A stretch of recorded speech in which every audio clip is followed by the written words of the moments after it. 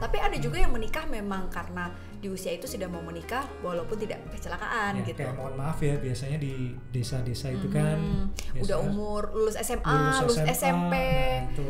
daripada jadi masalah di rumah, beban orang tua itu banyak gitu. Itu banyak loh. Karena salah kaprah yang aku dapatkan, menikah itu banyak yang dianggap sebagai sebuah cara menyelesaikan masalah ekonomi.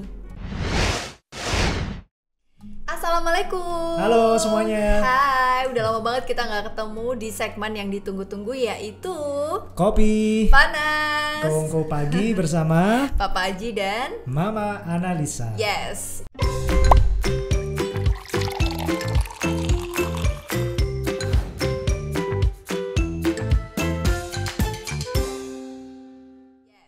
Ini udah banyak banget nih Mas yang request, Mbak Ana kok udah lama sih nggak ngobrol bareng sama suaminya di Analisa Channel. Sibuk. Lebih sibuk ya Pak daripada ngajakin narasumber yang lain. Cucian di rumah banyak, jemurannya Umbah-umbah. belum kering, ya kan? Cuaca lagi nggak bagus nih sekarang. Kamu Kadang jangan panas, ceritain kadang hujan. itu masalah nggak dapur apa-apa. kita Itu dong. itu kebanggaan. Oke, nah ngomong-ngomong nih, kita kali ini mau bahas tentang banyak yang di request di Instagram. Pertanyaan soal Mbak Ana, ini kan pandemi udah kayak mulai agak, ya alhamdulillah ya, Moga-moga aja terus. semakin aman. Ya. Terus banyak yang punya rencana nikah, tapi justru melewati pandemi ini jadi ragu. Ada yang masalah finansial, ada yang memang kesiapan mental, Ya. sampai ada beberapa yang nanya usia ideal menikah itu berapa sih? Oke, kalau menurut kamu nih Mas, kita menikah di usia yang alhamdulillah disarankan oleh BKKBN. Masuk kriteria ya kita ya. Jadi ini aku baca, Ya, dibahas dulu nih menurut BKKBN. menurut Berapa usia BKKBN idealnya? kalau undang-undang pernikahan sendiri sih minimal 19 tahun. Undang-undang pernikahan. Ya, undang pernikahan ya. Tapi kalau BKKBN ini lembaga menyarankan perempuan itu idealnya di antara 21 sampai 25, dilihat dari kematangan fisiologis dan psikologis. Nah, kalau pria ini 25 sampai 30. Oke. Terus pertanyaannya, kalau kurang dari itu gimana? Kalau lewat dari itu gimana? Nah, itu. Kalau menurut kamu gimana Mas? Karena menikah itu kan gak cuma 1-2 hari ya, tapi ada Seumur hidup. iya, dan kematangan si calon suami istri ini tuh jadi salah satu yang menentukan apakah rumah tangganya akan baik-baik saja dan tidak. Iya, di sisi lain kematangan tuh nggak bisa diukur pakai usia juga kan. Nah, Untuk aspek sosial emosi memang based on teori ada ya. ada karena tugas Rata-rata lah ya. rata-rata. Tapi ya orang tambah umur belum tentu dia tambah matang. Tua itu kepastian, dewasa adalah pilihan. Yes. Wih, itu pepatah. Aji Zaman 2021. kapan itu? Nah, jadi sebenarnya yang dianggap ideal ini berapa sih kalau psikolog sendiri ya menegaskan bahwa menikah itu dibutuhkan kesiapan secara mental. Artinya akan banyak masalah-masalah yang akan dihadapi dalam pernikahan. Jadi pada saat si laki-laki atau perempuan ini matang secara mental, dia mampu menyelesaikan masalahnya dengan baik. Nah, kalau menurut kamu sendiri? Aku sih percaya ya sama rekomendasi dari BKKBN karena mereka pasti udah melibatkan ahli-ahli, pakar-pakar yang memang kompeten di bidangnya. Yap. Dan menurutku sih berdasarkan pengalaman juga ya.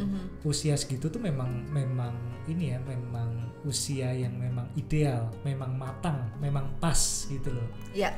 Antara cowok 25-30, kalau aku sih dari perspektif awam aja menyampaikannya bahwa usia segitu tuh harusnya satu udah kerja harusnya. Usia itu ya. Ya.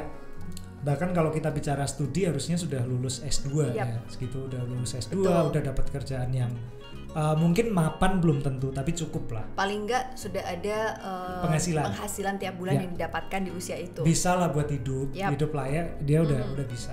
Terus dari sisi kematangan juga pengalaman hidupnya udah cukup nih. Dia udah sekolah, udah kuliah, udah ada pengalaman kerja.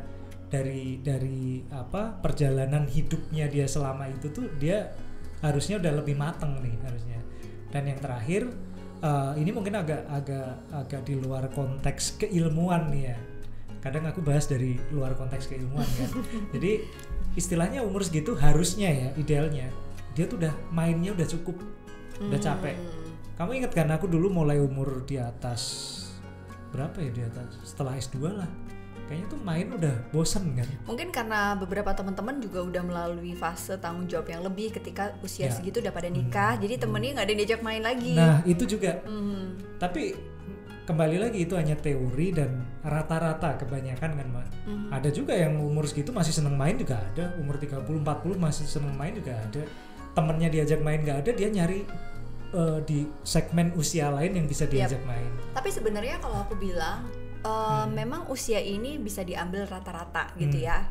Kenapa lembaga BKKBN sendiri menyarankan di usia itu idealnya. Kalau dari biologis nih ya, dari kematangan fisiologis perempuan itu di atas 21 atau 20 ya sampai 25 ini adalah kematangan fisik yang bagus untuk usia reproduksi untuk anak pertama.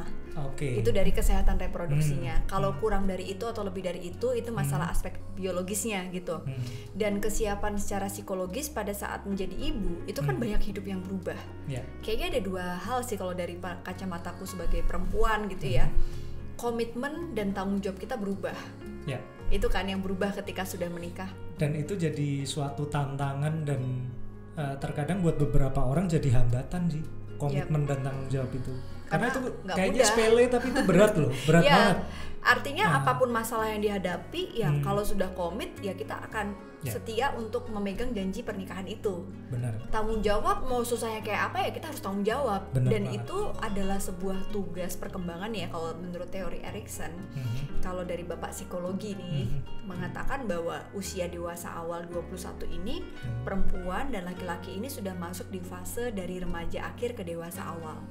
Sehingga ada tugas untuk mereka terintimasi atau punya intimasi, kelekatan dengan figur lawan jenis ataupun pekerjaan yang membuat dia punya identitas. Nah, di usia sebelumnya mungkin belum ada gitu Mas, masih mencari identity, mencari jati diri, pengakuan gitu. Nah, 21 ini harusnya dia sudah bisa tugasnya itu punya komitmen gitu. Pertanyaannya, apa dampak negatif untuk yang menikah di usia di bawah 20 tahun di atau di usia sebelum usia yang direkomendasikan oleh BKKBN tadi? Nah, mirisnya di Indonesia sendiri menurut data yang aku dapetin itu masih banyak perempuan yang menikah di bawah 18 dan juga 15 tahun. Tapi rata-rata hampir sebagian besar mereka yang menikah di bawah 20 tahun itu karena faktor kecelakaan.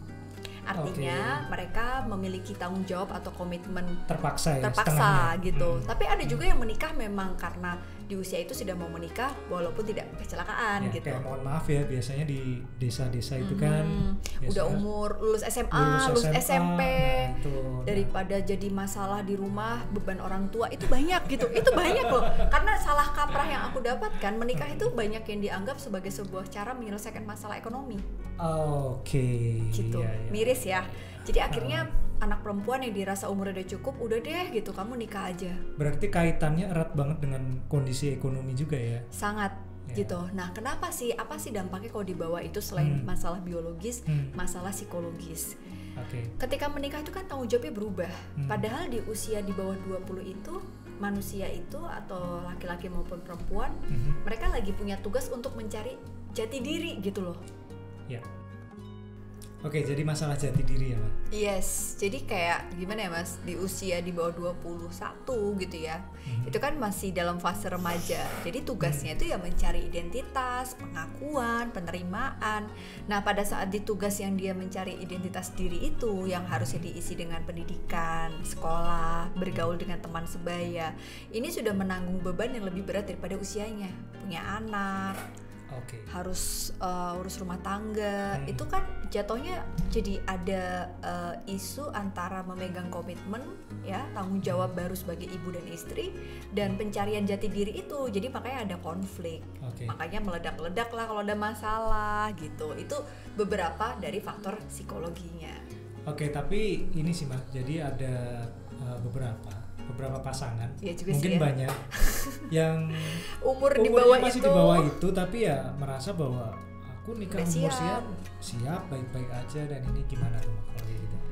Aku pengen tahu dari kamu sendiri gitu. Kalau in practicalnya kayak apa? Maksudnya kalau secara teori kan tadi yang aku sampaikan tuh Mas, tapi memang itu nggak bisa disamaratain gitu ya, bahwa berbeda-beda. Kalau aku pribadi sih merasa memang nggak ada yang salah dua-duanya, tapi dikatakan oleh teori dan para ahli kalau menikah di bawah usia yang ditentukan, di bawah usia 19, 20 itu memiliki faktor resiko Jadi ya ada juga yang beresiko tapi dia bisa baik-baik saja. Nah, siap nggak dengan resiko itu yang dipilih? Itu sebenarnya. Bisa juga nggak sih mereka tuh mungkin dari usia belum mencapai itu, tapi dari kematangan emosi mereka tuh melebihi usia sebenarnya. Ya, mungkin juga atau support dari keluarga besar ya, misalnya nih terkait dengan finansial. Pasti di bawah usia 20 misalnya seorang laki-laki tuh kalau dilihat dari usianya aja belum bisa untuk mencari penghasilan sendiri karena kan masih kuliah gitu kan, artinya masih dalam pendidikan. Tapi ada juga yang baru masih kuliah penghasilannya ngelebihin orang yang udah ada juga. Jadi nggak bisa jadi patokan hanya kalau secara dari aspek psikologi nih ya, dari bidang keahlianku itu akan menjadi beberapa faktor resiko. Nah kalau teman-teman siap silahkan gitu. Variabelnya jadi banyak banget. Variabelnya dari banyak. Kalau aku sih kembali lagi di luar keilmuan nih Mbak. Kayak tadi yang cerita mungkin usia sebelum itu aku nikah baik-baik aja kok gini dan seterusnya. Kalau aku berpikir gini, seandainya mereka itu menikah di usia yang direkomendasikan, pasti jadinya akan jauh lebih bagus dari itu dong. Iya juga sih, jadi lebih matang ya, lebih siap. Matang. Ya belum tentu juga. Jadi kayak apa ya, Ma? Tadi kita kan ngobrol masalah rekomendasi nih ya. Itu juga namanya rekomendasi itu bukan sesuatu yang pasti juga. Betul. Kita menikah di usia yang direkomendasikan belum tentu hasilnya untuk semua orang akan baik. Tapi kan itu kembali lagi teman-teman namanya upaya. Ya, dan pasti sudah disurvei dengan tinjauan teori dan evidence base juga kan. Iya. Kayak contohnya nih, ada 2 orang, satu rajin olahraga, makan teratur, satunya hidupnya awur-awuran nih. Bisa loh kejadian yang umurnya lebih panjang itu malah justru yang hidupnya awur-awuran. Tapi bukan berarti kan kita bisa ya udah aku hidup awur-awuran aja. Cuma kalau ditarik lagi ada kurvanya kontinum, ya pasti jauh lebih banyak yang hidup sehat dengan pola hidup yang sehat. Ya kan. Lebih banyak yang menikah dengan kematangan usia tertentu daripada yang tidak. Betul banget. Jadi intinya kan kita di sini harus bijak berupaya gitu kan. Dan berupaya kan. Ada ahli-ahli yang sudah memberikan saran, memberikan pendapat, itu pasti ada dasar ilmunya. Dan kita menjalani itu dalam rangka upaya. Nah, nih ngomong-ngomong nih, kalau tadi yang usianya di bawah usia yang direkomendasikan, terus ada juga yang komen, Mbak, kalau aku udah lewat usia itu gimana gitu ya? Apa yang harus dilakukan? Kalau aku sih kayaknya lebih mending terlambat daripada kecepatan ya.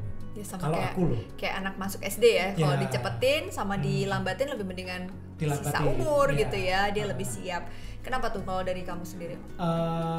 Karena dalam istilah kita tadi kan bicara tentang kematangan, tentang tanggung jawab. Kita ngomongin usia, ngomongin seseorang itu menurutku ya nggak ada istilah buat seseorang itu dia terlalu matang karena usianya udah lewat terlalu matang. Kita nggak ngomongin buah-buahan nih sekarang. Jadi nggak ada istilah itu. Jadi ya mungkin sisi negatifnya itu lebih sedikit aja daripada yang lebih yang nikahnya terlalu muda. Kalau menurut kamu gimana? Ya sama sih, karena kalau kita lihat ya beberapa hal yang kita putuskan untuk menikah itu adalah satu, bagaimana kemampuan laki-laki dan perempuan ini membangun relasi suami istri yang sehat. Kalau sekedar menikah mah banyak gitu, tapi relasi yang sehat, yang saling mendukung, yang bisa menjadi orang tua yang baik untuk anaknya nanti itu nggak mudah gitu loh. Jadi tergantung pilihan teman-teman, apakah kita mau menikah dengan relasi yang sehat, artinya siap menjadi orang tua dengan pengelolaan finansial yang baik juga, dan punya pemahaman yang baik tentang aturan-aturan atau hukum-hukum dalam pernikahan gitu. Ya kan? Kalau cuma sekedar nikah bertahan, mungkin salah satu di antaranya ada yang nggak bahagia. Nah itu yang aku rasa tuh perlu kita tinjau lagi point of view-nya dari setiap individu itu sendiri. Dan aku menggarisbawahi satu hal sih Mbak, jangan buat teman-teman, ini menurut aku ya, mungkin kamu sependapat sih sama aku. Jadi jangan sampai nikah itu hanya karena usia. Jadi, betul. Aduh aku udah umur segini nih misalnya, apalagi ini ada batasan umur kan. Misalnya udah umur 32, aku udah 32 belum nikah. Udahlah, sorry misalnya mereka sedapatnya aja siapa yang mau gitu. Itu kayaknya kurang setuju aja. Memang nikah itu tujuannya baik, ibadah juga. Cuma harus dipertimbangkan juga dong. Jangan asal nikah dengan siapa yang mau gitu. Ya benar banget. Jadi kalau aku rasa yang bisa kita simpulkan ini adalah kita nggak bisa mematok usia pernikahan yang tepat gitu ya. Mungkin BKKBN kalau aku baca di websitenya sendiri sih itu adalah usia yang dikatakan secara biologis, secara psikologis ideal karena sudah matang dalam reproduksinya dan juga siap mengelola rumah tangga. Tapi setiap pasangan menikah itu kan punya tugas dan tanggung jawabnya masing-masing. Jadi kalau aku melihat ada sebuah teori ini yang mungkin bisa kita implementasikan untuk melihat apakah kita sudah siap menikah. Namanya stimulus, value, and role theory. Pertama, kita melihat pasangan kita ini bisa membuat kita tertarik nggak? Jadi ini tidak hanya secara fisik, tapi ada sebuah perasaan yang berbeda ketika kita ketemu sama orang ini. Ngerti nggak sih? Maksudnya yang cantik mungkin akan lebih banyak, ada sparkle gitu, kayak ada grengnya gitu. Dan ini tuh sebagai sebuah modal untuk kita bisa membangun value sama nih orang. Gitu, dari teori ini begitu. Dan ini nggak cuma fisik mas, tapi bisa jadi dia orangnya tuh baik, agamanya bagus, santun, finansialnya mapan. Itu juga salah satu yang menstimulus kita tertarik sama dia. Yang kedua, value. Sama nggak sih value-nya kita sama dia? Ya terkait agama, pandangan tentang pernikahan. Nggak harus semua sama ya. Nggak harus sama, tapi artinya satu resonansi menuju ke arah yang sama. Kayak kita ke Jakarta kan bisa lewat Bandung, bisa lewat mana, tapi tujuannya kan sama. Gitu. Nah akhirnya pada saat ada masalah, kita tuh kayak memegang value itu gitu. Kalau value-nya beda ya susah gitu. Nah yang terakhir adalah role, yaitu bagaimana masing-masing itu bisa menempatkan posisi peran dan tanggung jawabnya. Jadi aku sebagai istri aku harus ngapain sih, aku sebagai suami harus ngapain sih. Nah pemahaman itulah yang akhirnya membuat kita bisa memutuskan apakah kita siap menikah. Termasuk yang ngangkat galon aqua pasang di dispenser siapa itu harus tahu kan. Ya yang benerin kalau genteng bocor, yang mikirin kalau cicilan bulan depan nggak bisa bayar gitu ya. Itu tuh kayak sesuatu yang menurutku perlu dibahas, walaupun mungkin dalam perjalanannya sangat fleksibel, peran itu saling tertukar. Tapi yang namanya ketertarikan dan value, aku rasa tuh jadi modal awal dalam menjalin rumah tangga nggak sih? Iya, benar banget sih. Intinya kan kalau kita selalu ngomongin sih, intinya kan dalam hubungan itu yang penting kepercayaan pasti. Nomor satu kan kepercayaan dan keterbukaan kalau kita.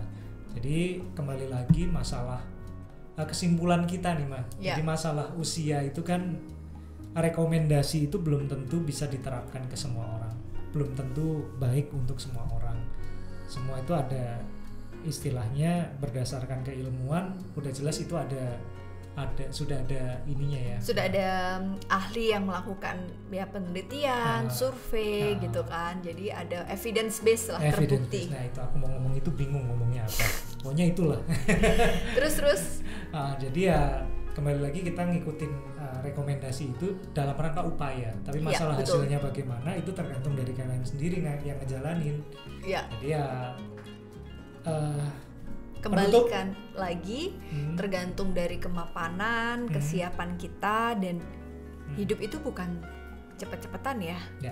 Dan bukan juga tentang pengakuan, tapi tentang kesiapan kita menerima bagaimana kita bisa menghadapi berbagai tantangan dalam pernikahan. Benar banget. Mereka yang kuat, mereka yang punya tujuan, mereka yang bisa sampai dan bertahan dalam ikatan pernikahan itu. Cocok.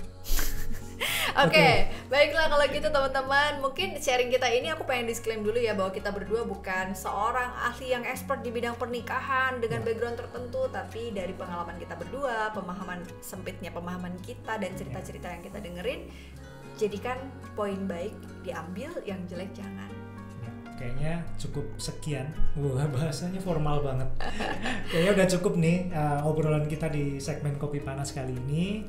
Nanti silakan komen di kolom komen. Dan kalian share sebanyak-banyaknya. Boleh, terus pengen next Kopi Panas pengen ngebahas apa juga boleh, silakan komen di kolom komentar. Oke, thank you. Sehat-sehat teman-teman, jaga protokol kesehatan. Bye-bye. Assalamualaikum.